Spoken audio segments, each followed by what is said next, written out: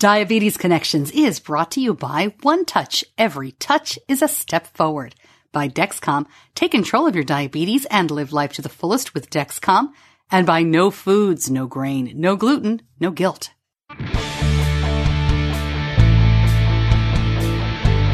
This is Diabetes Connections with Stacey Sims.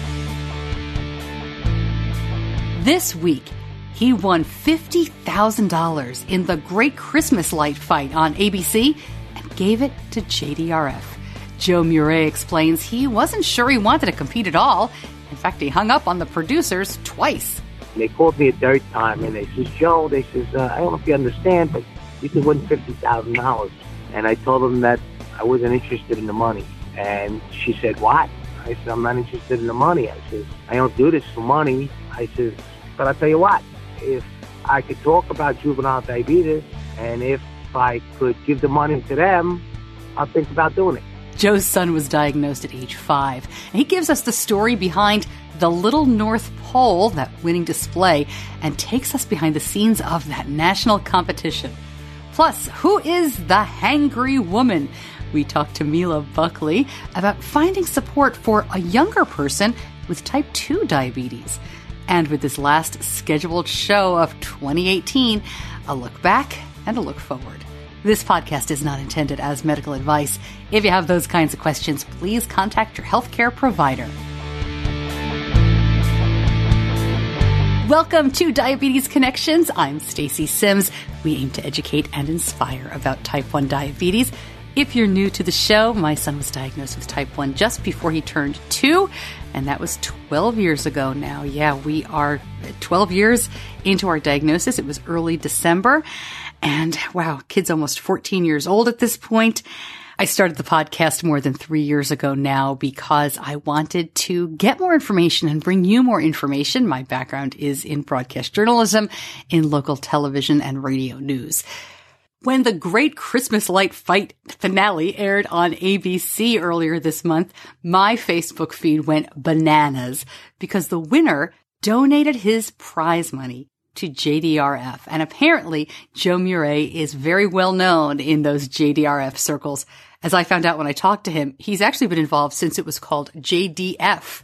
They added the R a little bit later on in the process. I've met a couple of people who started the JDF chapter here in the Charlotte area, and that's kind of how you know you've really been in it for a long time.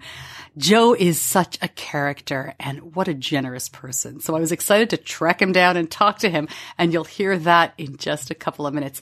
Want to bring you up to date, though, about a prior guest. Do you remember Austin Basis?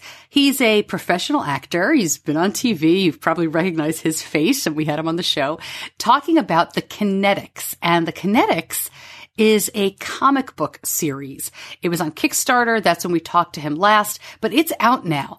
And I'm going to put some information in the show notes and in the Facebook group for Diabetes Connections, the group, because you can get your hands on the comics now. The Kickstarter worked and it is out there. It's about a bunch of superhero kids. They're regular kids by day and superheroes at night. They all have some form of disability or a health condition, and that condition is reflected in their superhero powers. So it's pretty cool. There's, of course, a type 1 diabetes tie-in.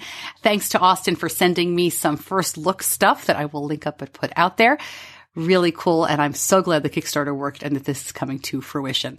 If you're not already in the Facebook group, come on and join us. If you're on Facebook, of course, it is Diabetes Connections, the group, as I said. I put a link in every episode's show notes, and those notes are easiest to find at diabetes-connections.com. Information about every episode. I get kind of frustrated when people talk about stuff in podcasts or on TV, and then they don't give me a place to find more information. So if you hear about it here, it's going to be in the show notes and linked up. And every podcast player is a little bit different. Sometimes they'll say details or information or more here. But if you have any trouble, just go right to the website. That's probably the easiest place to go.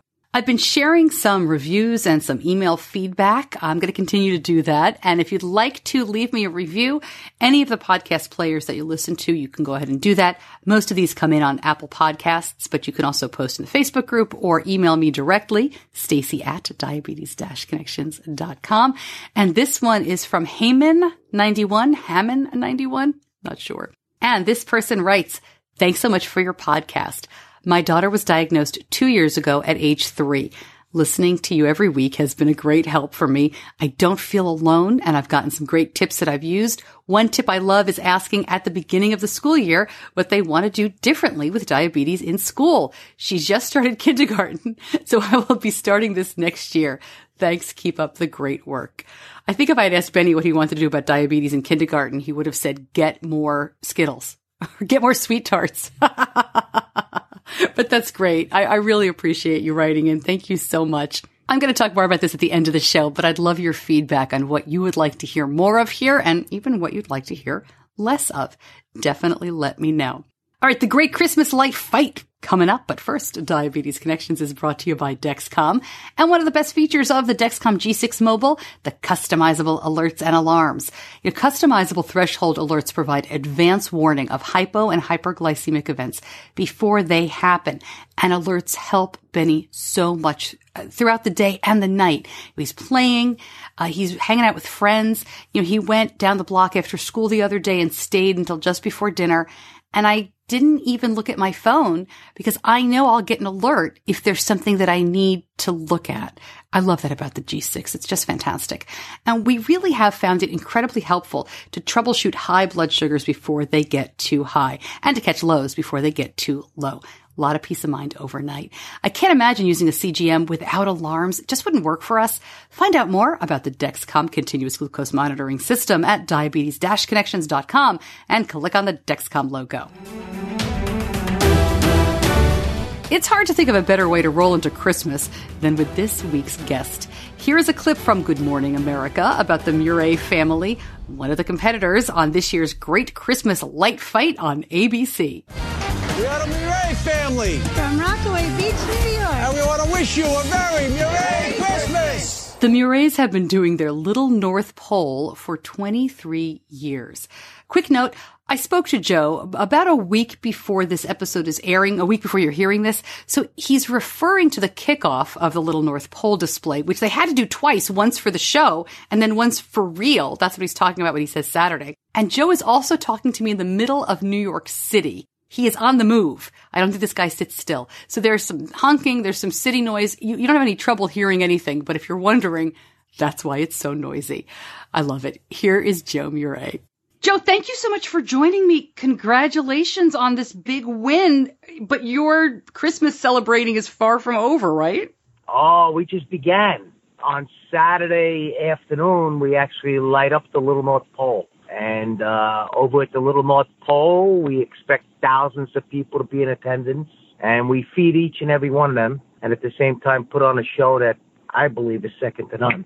Joe, how on earth did you get started doing this? You can't have had the Little North Pole pop up one year fully formed. When did you start? How'd you get going? We're doing this 23 years. And I work as a criminal defense attorney. And what basically happened was I was hanging my first string of lights with my daughter. She was 2 years old, and I received a phone call. I had a client that was arrested in Florida and asked me to come out there that night to help him out. And I left New York, left my daughter, and missed Christmas because I actually moved out into the Fontainebleau Hotel in Florida, spent almost 6 months out there. I missed Christmas, decided never to miss Christmas again. Came back, started doing some lights, and I figured we could do some good at the same time. So I always wanted to put a smile on a child's face, and at the same time, I wanted to help a group of children that needed our help, and those were kids that live with juvenile diabetes. Let's talk about that, because this is more than a celebration where you said you're feeding all these people and people are driving by, and a lot of them may not realize that the donations and the money that you're taking in go to help JDRF. Your son has type 1 diabetes. How old was he when he was diagnosed? He was 5 years old. I was little. Yeah, he was a baby. He got diagnosed. It's something that ran in my family, but he got diagnosed, and when that happened, we decided that we needed to make a difference and do something. That being the case, it's a little bit more than just a performance. We got Santa Claus showing up, and when he shows up, we make sure that every single kid has an opportunity to sit down with Santa and receive a toy. So not only do we feed everyone and entertain them, but we give out toys to each and every kid. You said type 1 is in your family. Do you mind if I ask, who else has been affected and what your reaction was when your son was diagnosed? Listen, whenever you have someone close to you that's diagnosed with a disease like this, it's painful. And I had an uncle that was a priest. It ran through the family. My dad got it at a later age. So it ran through the family, and my son got diagnosed with it, and it's something that we never expected, and it's something that happened, and it's something that basically breaks your heart. Yeah. To see your little child have to be injected with needles, and we're not talking about one needle a day. We're talking about 3, 4, 5 needles a day. That's every day. That continues.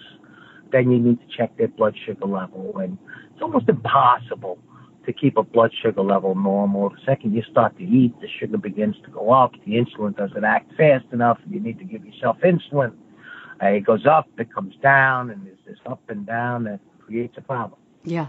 No, definitely. We know, as you know, my son lives with type 1 as well. So it's not an easy road, and it really brings the whole family into it. It's not just the person with diabetes, especially when you have a 5-year-old. Absolutely. You need to bring the family into it. You need to bring the school into it. You need to bring their friends into it. The baseball coaches.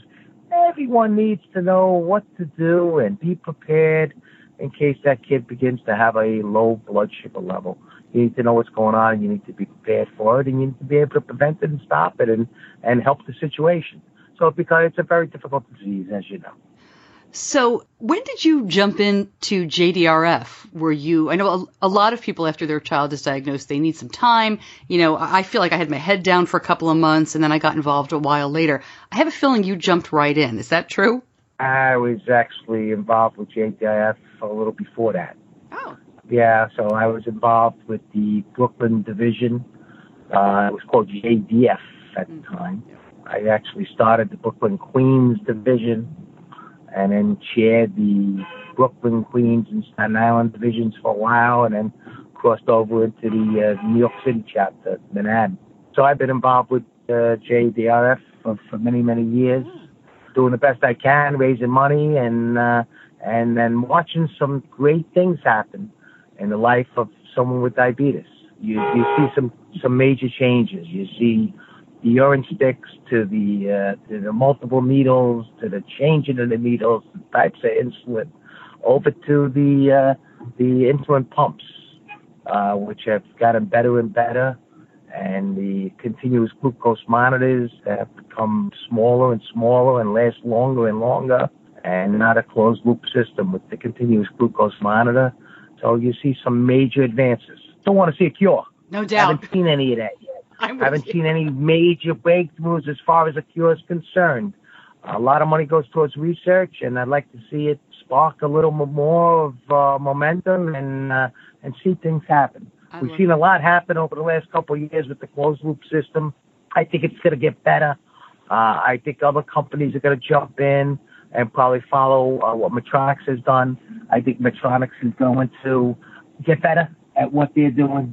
I just see a load of companies jumping in there with the closed loop system and making them smaller, making them better, hopefully making one site and hopefully making those sites a little less painful.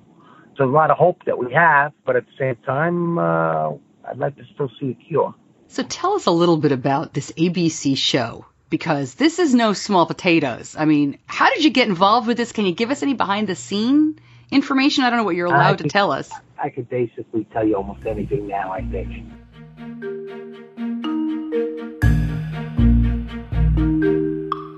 Right back to Joe telling us about the competition. But first, Diabetes Connections is brought to you by OneTouch.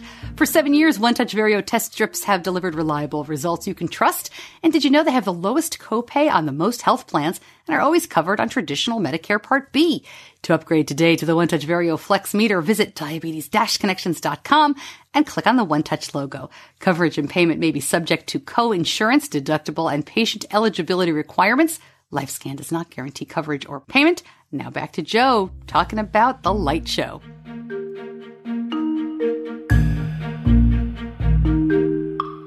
So basically what happened was I received a phone call from Channel 7, ABC, the Great Christmas Light Fight, and they asked me to be part of their show. And I said no. What? And hung up on them. And the reason why I did that is I've watched the show. And I've watched the houses on the show. And I've seen houses that were 20, 30, 40 acres big. Yeah. And I figured, I don't know, these guys look pretty big. Let me not do this. And basically, I don't do it to try and get on TV or to draw attention. I do it for the children. I do it to create smiles on their faces. I do it to help kids with juvenile diabetes. So the TV thing was not something that really sparked an interest in me. So I basically hung up on them after I said no, and then they called me back a second time, and they said, Joe, maybe we get disconnected. I said, no, I kind of hung up. I said, I've seen your show. I think it's great. I said, but, I'm not really interested in being involved in it right now. And I hung up again. And they called me a third time, and they says, Joe, I don't know if you understand, but you could win $50,000. And I told them that I wasn't interested in the money. And she said, what? I said, I'm not interested in the money. I says, I don't do this for money, but I'll tell you what, if I could talk about juvenile diabetes and if I could give the money to them, I'll think about doing it. They said, well, we're going to have to talk to legal. We've never did anything like that before. I says, all right, well, you talk to legal. I says, I'll talk to legal. Well, let legal talk. A couple weeks later, they call me back and they says, you could talk about juvenile diabetes and you could give the money to them. So, we went through a little bit of back and forth over that stuff because they really didn't want to be bothered with anything. I don't think they wanted to be bothered with anything. Yeah, it's a couple of things to jump through. So we made it happen. And we were persistent, and it was the only way that I would go on to their show. If that was the case, then they listened to what I had to say, and they agreed, and they came down and filmed us. Remember, I'm up against these homes that are super, super large. They are 20, 30, 40 acres big, and they get these light shows that are just absolutely magnificent.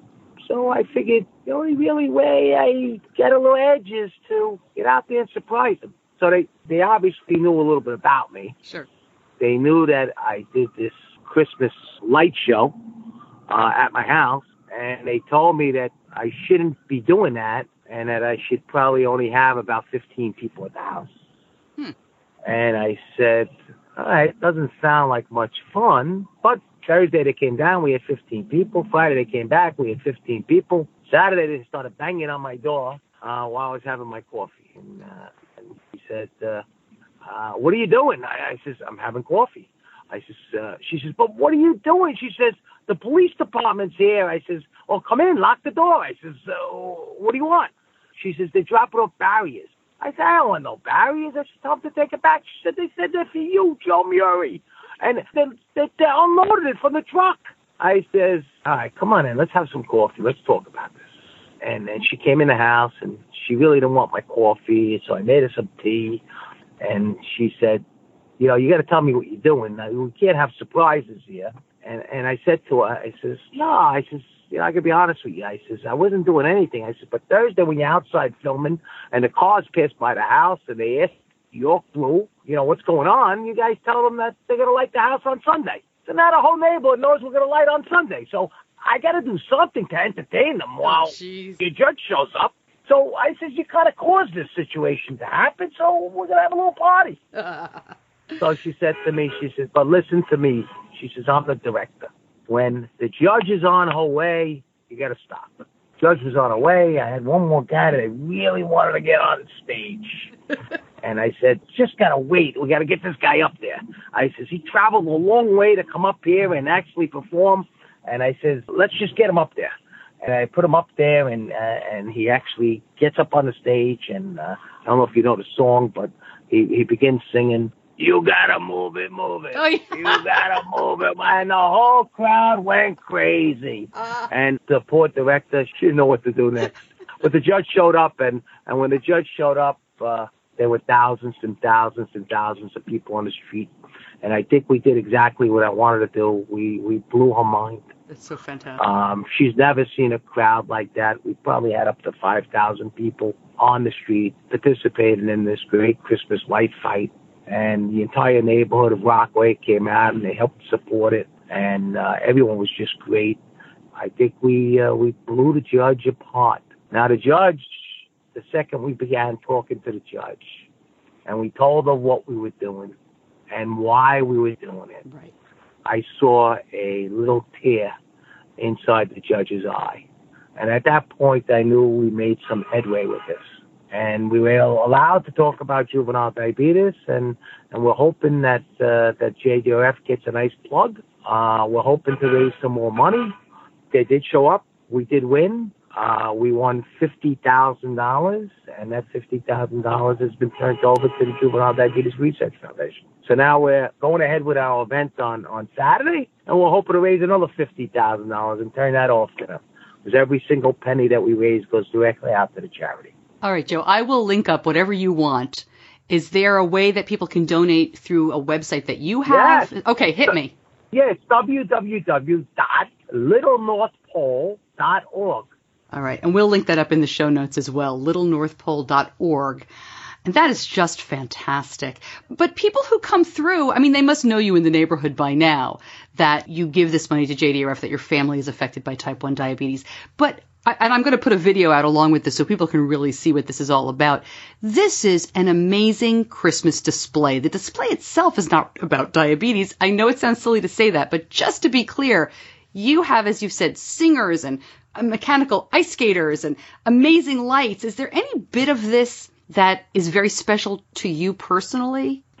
Well, I don't know if I should really say it, but I got to tell you, after we finished the big event for juvenile diabetes, the donation boxes stay outside the house for the entire month, and people that come by the house pass by and they stop and they put money in the box. We collect money for the entire month, and every single thing that we collect, we just turn over to the Juvenile Diabetes Research Foundation. But I got to tell you what I really enjoy, because this event has really gotten pretty big, and we give them everything from sausage and peppers to soup to sandwiches to hot dogs to hamburgers to pizzas. We got a lot of people helping us out, participating in this thing, and giving away free food to everyone. But what I really enjoy is after we finish the Little North Pole event, we do an event for the handicapped kids in Queens. And on Tuesday, we'll probably pick up about 800 to 1,000 kids that have autism and special needs, and do a party for them at 10:30 in the morning, and feed them, entertain them, and give them toys. And then on Tuesday night, we'll do the same type of parties for the Special Olympic kids, the kids with Down syndrome, and they're just great kids. We're out there on the street, we're dancing with them in the cold. Santa Claus shows up on a fire truck, and we give them toys, and these kids just absolutely love it. Joe, do you get donations? I mean, I know you work hard all year round to do this, but I'm hoping the community helps out and you get some donations to cover your costs, if you don't mind me asking. No. I pay for everything myself. Sometimes my friends will kick in and they'll do things. But no, I started this thing off when it was small. And when I started it off, we were paying for the donations. And we were paying for all the expenses. Yeah. So I've continued doing that. This year, I actually got some friends that actually own East Coast Energy that actually reached out to me, and they want to take care of my electric bill this year. Oh, that's great. So that was a nice little thing that they did, and they'll be taking care of the electric bill for the month of December. So, I've seen the video, and your family looks like they love this just as much as you do. But when you look back, I mean, you promised to never miss Christmas with your daughter again. Is that still a lot of what this is about for you? Do you think about that when you look at all these lights and all these crowds? She's starting to get a little older. I'm not so sure she wants to spend every Christmas with me. But I'd still like to try and spend Christmas with her. Joe, thank you so much for spending some time with me. I know how busy you are right now, and I appreciate it so much. Congratulations, and thank you for everything you're doing for JDRF. I mean, talk about above and beyond. You're welcome. They're a great organization, and they could use every little help they could get.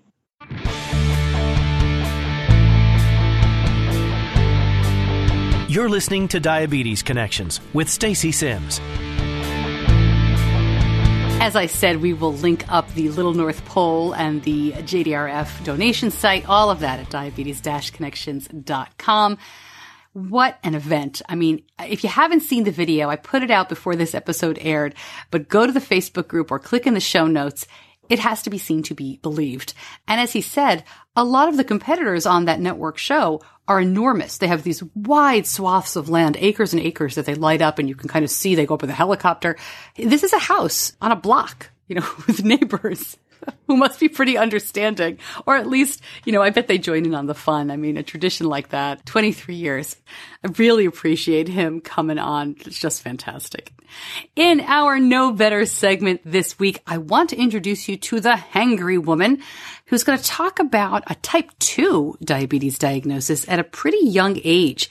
Know Better is brought to you by Know Better Foods. New flavor, peanut butter cookies. I was so excited to see this because I do love the Know Better cookies. They make great products like waffles and chocolate chips and breads and wraps and rolls. And they're not really breads, right? They're not made with any grains. They are amazing. But the peanut butter cookies are so good, and it's a great addition to an already terrific lineup. The lemon cookies, cinnamon, the double chocolate chip, they'll satisfy that sweet tooth that you have, but you know that you're not getting a big sugar bomb. And if you're like me and you eat gluten-free, it's really helpful because no foods have none of the grains. They are terrific for what they call goal-oriented diets, low carb, paleo, keto. And, people who are just trying to be careful about what they eat. Know Better Foods. As always, use the promo code Stacey10 to save at checkout every day. Find out more at diabetes-connections.com and click on the No Foods logo.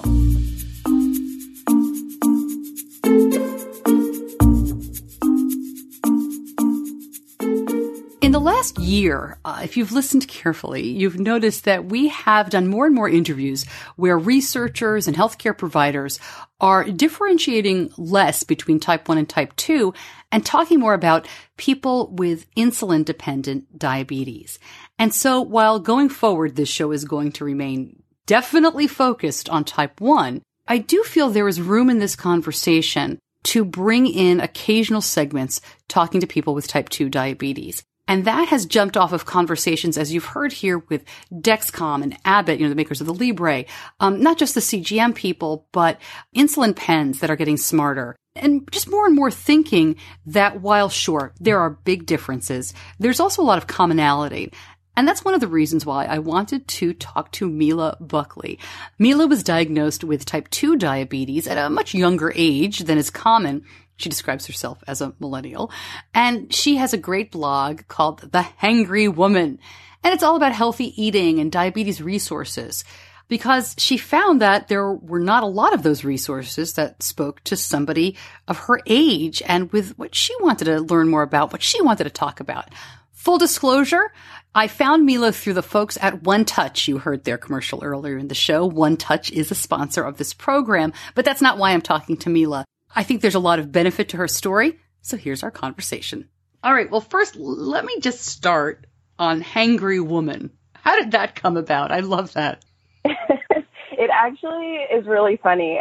Before I was diagnosed with type 2 diabetes, I didn't know it at the time, but I would get low blood sugars just from either not having the right amount of carbs during the day or exercising too much and then having a low and not compensating my food. And so one night my husband and I were driving to dinner, and I just kept telling him, I'm so hungry. I'm so hungry. You need to drive faster. We need to get to the restaurant now. We need to go. I need food. And it was actually him who said, you're like a little bit hangry. And I was like, well, what's hangry? And he was like, well, it's when you're hungry and you're angry. And I feel like that is you right now. And so we kind of laughed about that for a little while. And then when I decided to start my blog, that kind of popped into my head. And I was like, oh my gosh, that would be such a cute name for a blog. And little did I know that anybody would identify with that. I just thought it was a thing that him and I kind of jokingly came up with. And I have so many people tell me now, oh, I'm hangry too. So it's a really funny name that happened to come from his creativity and him kind of poking fun at me. That's great. When were you diagnosed with type 2? I mean, how did you finally figure it out? I was diagnosed in 2016, and I had actually gone a few months where I was just extremely thirsty all the time. I had to go to the bathroom every 10 seconds. I would wake up in the middle of the night sweating, and it was always at the same time.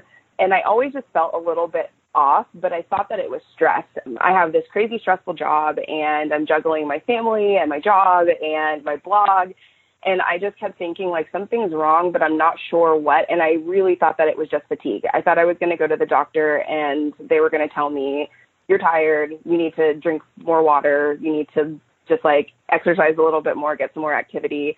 And when I went to the doctor's office, you know, I thought that it wasn't going to be anything serious. And I got my lab results back, and they called me immediately, like the day that I went in for my visit, and the nurse told me, you need to come back immediately. The doctor needs to see you now.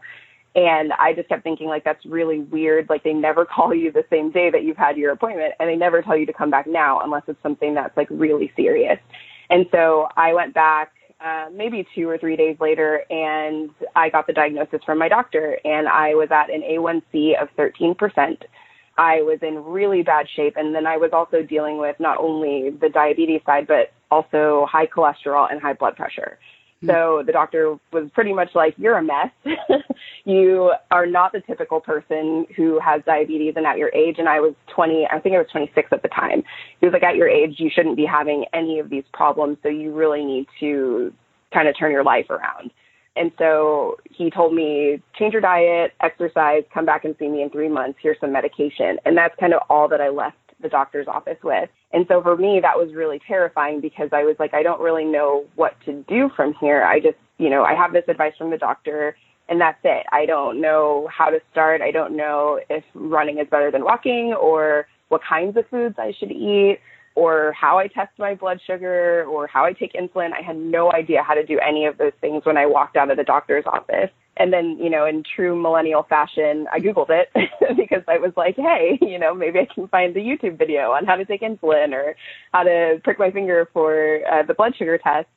And when I did that, I realized that everything that I could find was super medical. Nothing was in layman's terms. Everything was just like studies and overall information that is useful. But to me, it didn't have like a qualitative quality. And so I want to know somebody who's living with it. I want to talk to somebody who is actually doing it day to day and not just look at like a medical video on how to live with it and how to deal with it. And so when I looked, I didn't find those resources for type 2 specifically. There are tons and tons of type 1 resources and anecdotes about how people help their family members and how they live through it themselves. But I think people are so embarrassed to talk about type 2 diabetes and it feels so stigmatized that I don't think anybody wanted to talk about it. And so then I decided, okay, I think if anybody should talk about it, I'm open to talking about it. And, you know, it kind of became Hangry Woman from there. You are a millennial, as you said. Do you mind if I ask how old you are? I'm 28. Okay, and I'm just going to ask because I'm a mom. Are you sure they know you have type 2? You're not a misdiagnosed type 1? I mean, I know that's a horrible thing to ask, but I want to just get that out there. You know, that's an interesting question because I have thought that on occasion because there are just some things that I deal with within my diabetes management where I feel like this isn't typical of a type 2 diabetes diagnosis, but I have tried to kind of push for that with my health team. And they're like, no, we think you have type 2 diabetes. They feel like it's no question. And my mom also has type 2 diabetes. And so they feel like the family history lends itself to that. And I haven't really gotten anybody to kind of like recheck that. You know, you mentioned that there weren't the videos and the community for people with type 2. And you mentioned that's probably because of the stigma. And I hate to hear that, but I really agree with you. I think it's true. Have you found people finding you since you started talking about this so openly? Yeah, actually. And I think that's been kind of the most wonderful reassurance for me that I did the right thing and that I started to talk about it because so many people come to me and they say the same thing. Like I get emails every week in my inbox where someone's like, hey, I just got diagnosed. I was looking for a resource. I came across your blog and I wrote a blog about like what to do when you're first diagnosed with type 2, like all the things that I wish that I knew. And so that's the one that people tend to stumble upon first and then they kind of explore the rest of the blog.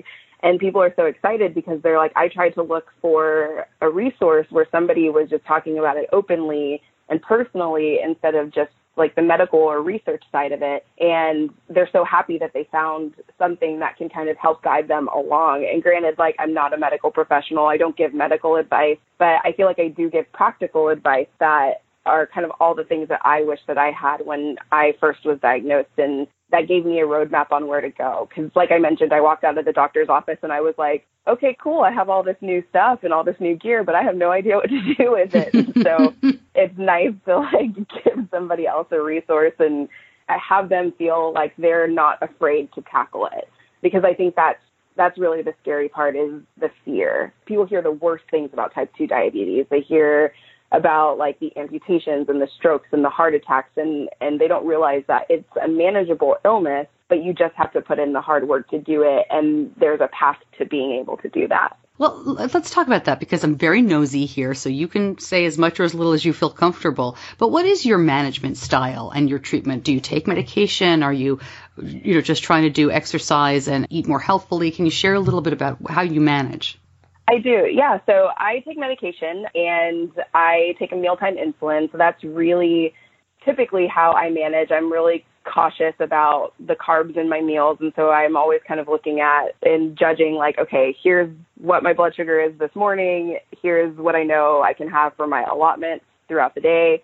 And then kind of just managing in that way. I honestly take it like meal by meal, day by day. Because I feel like there are going to be some days that I mess up, and I wouldn't even call it a mess up. Like sometimes you just like want to enjoy yourself. Like you want a couple bites of cake, and that's okay. And you can have that, but you also have to know where you stand. And that's why I feel so much like, I switched to the One-Touch VarioFlex meter earlier this year, and I never knew that a meter would have such an impact on my diabetes management style, because it gives me just about everything that I need to make decisions about my management. So it syncs to my phone, which millennial and me love to carry my phone around. So I don't have to carry my meter everywhere. I can just do a quick check-in on the app, look at where I stand, look at my blood sugar numbers for that morning or that evening before I eat or before I go exercise. And it's right there in my hand, which I love. And then One Touch actually just came out with a new update for the app, which is really cool. And it has all of these individual and personalized goals that you can track. So if you like to track your carbs, or you like to track your activity and your steps, or, obviously the meter tracks all of your blood glucose tests, you can see a full picture of your diabetes management, like right in front of you. And so instead of just looking at the glucose numbers individually and your exercise individually and what you ate individually, you see it all within the app. And I think that's such a really good tool, because you're not necessarily having to go in all of these different places, and it just makes your management a whole lot easier. That's really interesting, because I'm curious, with type 2, how often are you checking your blood sugar? So I'm kind of crazy, because I feel like I need to check a little more. I was told by my doctor to check fasting glucose reading and then check 2 hours after dinner, the postprandial reading. I actually check 2 hours after every meal. And then I also check that fasting one, just because I want to make sure that I'm not having like these crazy ebbs and flows during the day and dipping really low or going up really high. Because I did notice at first when I tested just twice a day, in the middle of the day, I would always feel a little weak and faint and sweaty. And then I would test my blood sugar and I was like, oh, I have a low. And then after dinner, I would test and then it would be high. And so I wanted to figure out, like, why am I having those trends? And like, I wanted to know why I was feeling that way at different parts of the day. So I test a little more often just to get that data. And I feel like that's helpful for me. You mentioned that you take a mealtime insulin. Are you injecting insulin? Yes, I'm injecting. I'm fascinated. I'm sorry to kind of stumble around here, but I haven't talked to a lot of people with type 2 for the podcast here. And to hear that you're doing a mealtime insulin is unusual to me. But I've got to remember, everybody does manage differently. And I assume that's something you have learned as well. Yeah, that's totally something I've learned from talking to people, just other type 2s, and figuring out, like, where should I go from here, and kind of getting advice from people. Everybody is so different, and everybody's bodies react so differently to their management style. So it's like there's not a one-size-fits-all kind of management plan for anybody. I think the basics are always the same, but you can do the same thing as someone else and have a completely different result at the end of the day. What's your advice for someone who is newly diagnosed with type 2? I mean, you haven't been living with it all that long, but it sounds like you've gone from looking for YouTube videos about anything to really getting a handle on this. Yeah, I think that the biggest piece of advice that I would give someone is to really just take it day by day. the diagnosis is always going to be scary. It's always going to be just this thing that consumes you, because now you have a new part of your life that you have to adapt to, in addition to all of the other parts of your life that you're already living. And so I think that when people are diagnosed, it's hard not to be scared and it's hard not to be completely overwhelmed. But I think that at the end of the day, it's manageable. And if you know in the very beginning that you can manage it, that yes, there are complications if you don't manage it. Yes, bad things can happen if you don't manage it, but that you can do it. Like, it's possible to live a happy life with diabetes and manage it properly and not feel all of the effects of it. So I think that just having hope is something that I would want people to know in the beginning when they get that diagnosis. Like, you can be afraid, you can be terrified, but have hope that you're going to be able to manage it and you'll get it down. Before I let you go, I'd love to know more about Hangry Woman, because I see recipes and travel and all this. Are these all of your recipes? Are you cooking all the time? Yeah, so I cook all the time now. I actually, before I started the blog, I did not know how to cook. And so I didn't. It's really funny because my parents never really cooked for us when we were younger. They were kind of like they worked all the time and they were like super busy. And so my brother and I were kind of just like on our own. They were like, do what you got to do. And so, as bad as that sounds, I have great parents, but it makes them sound terrible. But no. My mother started her own business when I was a teenager, and she was like, yep, there's food in the house. You'll be fine. And you know what? We made us independent. It was great. She's a great mom, and I thank her to this day. So I get it. Yeah, totally. That's how my mom is too. But I didn't know how to cook. I didn't know how to do anything. I barely knew how to grocery shop or pick my own produce. And then when I was in college, I kind of started to cook for myself because I was like, I don't want to eat in the school cafeteria every single day. And so I learned from there. So I learned how to bake. I learned how to cook pretty much anything. And then when I found out that I had type 2 diabetes, I was like, wow, I need to overhaul everything that I know about nutrition and cooking and really just kind of like reformat and do everything a little bit differently. So I started to repurpose the recipes that I knew how to make and make them more blood sugar friendly. So that's been a real joy and like a real challenge because there's so many good foods that I always want to eat that I know that I have to kind of adjust. But then, I also have recipes on the site for people that don't have diabetes. So there are like tons of baked goods and, no knead bread and donuts and stuff like that people can always enjoy. But then I try to make the majority of the recipes diabetes friendly because most people who are coming to the site really, really want those recipes and kind of want to know how to cook for themselves. You had mentioned the One Touch Reveal app and some of the upgrades. I did want to ask you about that if I could. They have this new push notification within the app. Is that bothersome for you? Is it a nice reminder? Is it a nag? I actually love it. So I live and die by push notifications. That's how I remember everything. And I feel like I have so much going on that I always need that gentle nudge. And so it was actually really funny. I was in Chicago this past weekend and I was having a lot of fun. And I forgot to take my blood sugar before dinner. I think I had left my insulin pen and my meter at home or at the hotel. And I was like, oh man, I know I need to do something, but I'm not sure what. And then like 10 minutes later, I get the push notification, like, remember to take your blood sugar and sync your meter to your app. And I love that because it's so helpful just in terms of giving me that reminder. And then it's always good to have that little nudge. But I think too, it really forces you to make sure that you're doing your glucose test so that you do get the data that you need from the app and you can see your trends over time. So I'm not bothered by it at all. I love it. I would, if I could have like a push notification for every like hour of the day, I probably would. You are a millennial. I totally am. I love it. Nobody wants to get diabetes, but you mentioned the stigma with type 2.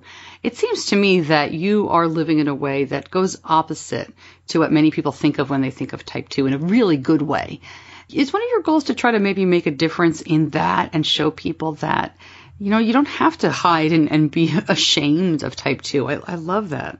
Absolutely. And that was, I think, the thing for me that is really the driving force behind Hangry Woman, because I think it really stems from a conversation with my mom. because she didn't even want to tell me that she had type 2 diabetes. And I was like, I'm your family. I can help you. I can be a support for you. If you just let me know what you need, I want to be there for you. And I hear that from so many other people that they are like, I don't know if I should tell my family. I don't know if they're going to judge me. I don't know if they're going to be helpful, or if they're going to say, like, you did that to yourself, like, this is your fault, because they do feel at fault when they get that diagnosis. And to me, I feel like it's nothing to be ashamed of. Like, it's one additional part of my life. And if I can talk about it and then other people feel like they can contribute something, or they can give me advice, or they can be a support to me, I would rather have that than feel like I'm living with it alone and like I have no support or no guidance on how to move forward. And your health team isn't always your best advocate either. When I was first diagnosed, the doctor who diagnosed me, he was really condescending, and he was really just kind of awful to me. And he made it seem like, you did this, it's your fault, you're never going to get better, and here's all this medicine and all of these things that you need to go on right now. And he wouldn't listen to me when I said, well, can I just try diet and exercise first, see how that goes, and then maybe we talk about medication later. And so I had to switch doctors because I felt like I wasn't being listened to. And so I feel like even like in the medical community, when somebody's diagnosed with type 2 diabetes, doctors don't really see it as this is something that I guess like treatable and manageable in a good way. They kind of see it as like, this is a problem you created for yourself. And so now you have to figure out how to fix it. And so, yeah, like I have a great health care team now, and I wish that people would talk about it more, because I think that if people advocated for themselves more and they knew how to voice how they feel about their diagnosis and how they feel about the way that their bodies are working, you know, they would be in a much better place, and they would be able to feel like they're really doing something to kind of better themselves on the other end and get to a place where it's managed and they don't have those bad complications. So that's like my wish for everybody with type 2. And I know that it'll probably be a long time, like it'll be forever until people ever want to talk about their type 2 diabetes just because they feel judged about it. But as long as I'm here, we'll be talking about it and telling people about it. So fantastic. Mila, thank you so much for joining me. I hope you come back and keep us posted as on your journey here. But thank you so much for talking to me today. I really appreciate it. Yeah, thank you for having me.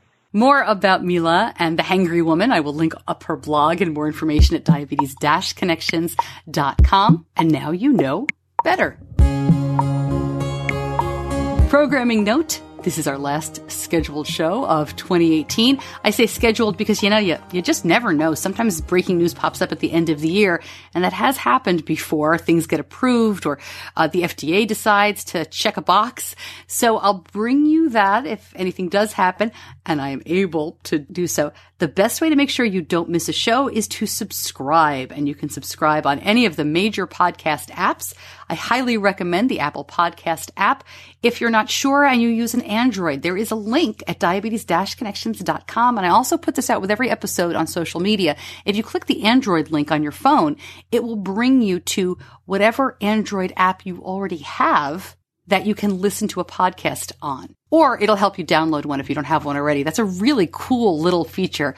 I love that link. It's only available for Android. So if you guys have that kind of phone, definitely find the little green Android link and you can click on that. And that way, if there is a bonus episode or something crazy happens, it'll be delivered seamlessly right to you. But right now, the next scheduled show is the first week of January, and it will be all about the Titan Games. Have you seen this? Dwayne Johnson, The Rock, has a new show on NBC called The Titan Games. And if you've seen the commercials, maybe you've spotted our guest for the first week of January. It is Chris Rudin, who has been on the show before. Chris has a prosthetic arm. He was born with a shortened arm and only 2 fingers on that arm.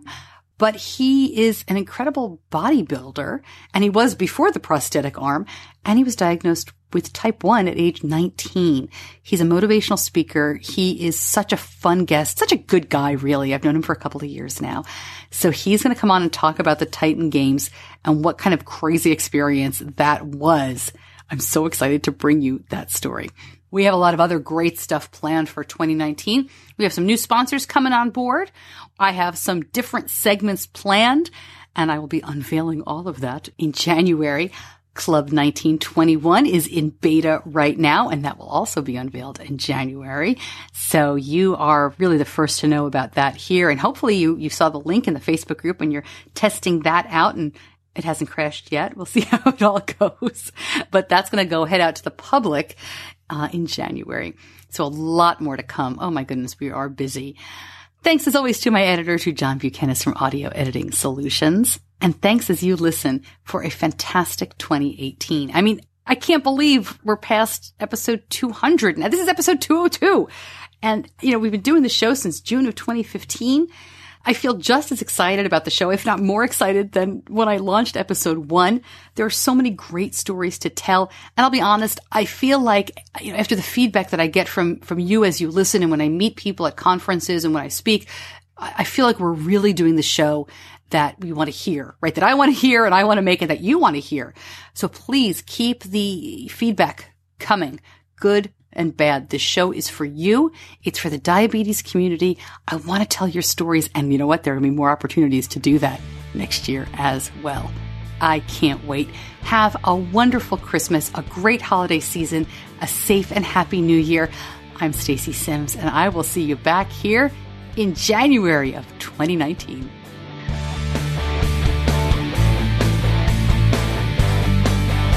Diabetes Connections is a production of Stacey Sims Media. All rights reserved, all wrongs avenged.